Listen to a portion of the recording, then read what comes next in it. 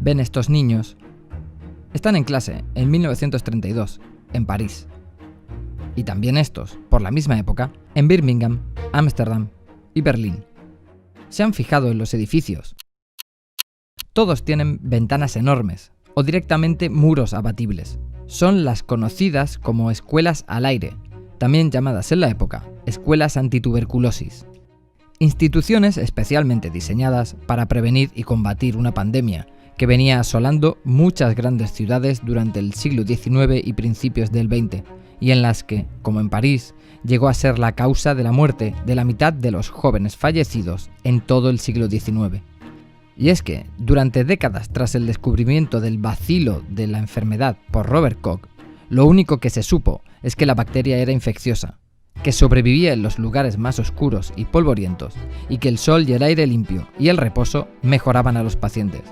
Por eso, todos los grandes arquitectos y diseñadores de la época se lanzaron a diseñar hospitales con ventanas más grandes, sanatorios con enormes terrazas, viviendas elevadas para huir de los gérmenes y muebles aerodinámicos donde el polvo no se pudiera esconder.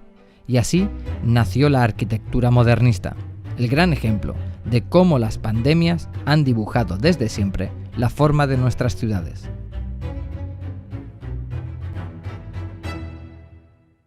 La tuberculosis fue la gran obsesión entre finales del siglo XIX y principios del XX porque costó mucho encontrar la causa de la enfermedad. Era una de esas enfermedades desconocidas que se propagó por toda Europa desde finales del siglo XVIII y en torno a la que se construyó la teoría de la transmisión por culpa del aire sucio que había en las ciudades. La teoría predominante era la miasma, la creencia medieval de que la enfermedad se propagaba por el contacto con ese aire malo. Así que la única recomendación para la mayoría de casos era salir a la montaña y tratarse al aire limpio. Y así fue hasta 1882, cuando Robert Koch identificó el bacilo causante de la enfermedad y se descubrió que era contagiosa y que era capaz de acumularse en las zonas de polvo. Entonces el foco pasó a las casas. Eran las casas las que estaban enfermas. Los primeros protocolos recomendaban a los pacientes que al llegar a casa se eliminaran las alfombras, las cortinas, se encalaran las paredes, se abrieran las ventanas y se eliminara todo lo que acumulara el polvo. Con la idea central del saneamiento de los espacios para combatir la enfermedad, los arquitectos modernos empezaron a hacer edificios blancos, con grandes ventanales, con terrazas para tomar el sol, para hacer ejercicio. Echamos las ciudades desde muchos puntos de vista, pero una de las cosas que se tiende a olvidar es que las ciudades realmente están hechas de capas y capas de respuestas precisamente a epidemias, a amenazas de enfermedad de todo tipo. Y lo que es muy interesante es que estos arquitectos, como Le Corbusier, como Gropius, como Neutra, como todos ellos, constantemente hacen referencia a la tuberculosis. No es que digan, es que nos gusta más así, no, están diciéndolo. La arquitectura del siglo XIX es como un viejo sofá lleno de tuberculosis, o hay que levantar las casas del suelo con pilotis porque en el suelo húmedo es donde nace la enfermedad. Los modernistas querían crear ambientes curativos, limpios física y simbólicamente, de enfermedades y de contaminación. El sanatorio Paimio del finlandés Alvar Aalto se convertiría en el gran referente de las construcciones hospitalarias, con sus edificios repletos de ventanales y terrazas. Mientras, Le Corbusier diseñaba la ultramoderna Villa Savoye, pintada de blanco clínico, con habitaciones suspendidas con pilotis sobre la tierra, para huir de los gérmenes de debajo. Y dentro de las casas, los muebles fueron los siguientes en sufrir la reforma sanitaria. El polvo alojado en elementos decorativos era un enemigo de la higiene.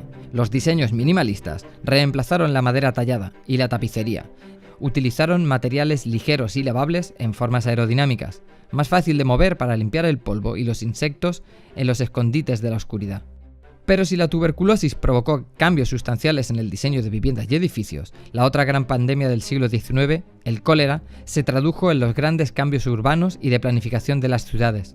Y es que, como ocurría con la tuberculosis, durante siglos no se creyó en que el cólera se transmitiera, sino que estaba en el aire. Cuando finalmente fue descubierto en Londres que la causa de la epidemia de cólera era un pozo infectado en el centro de Soho, llegarían una serie de reformas legislativas y de infraestructuras sanitarias que no solo tendrían lugar en Londres o en París, sino en las grandes ciudades del siglo XIX.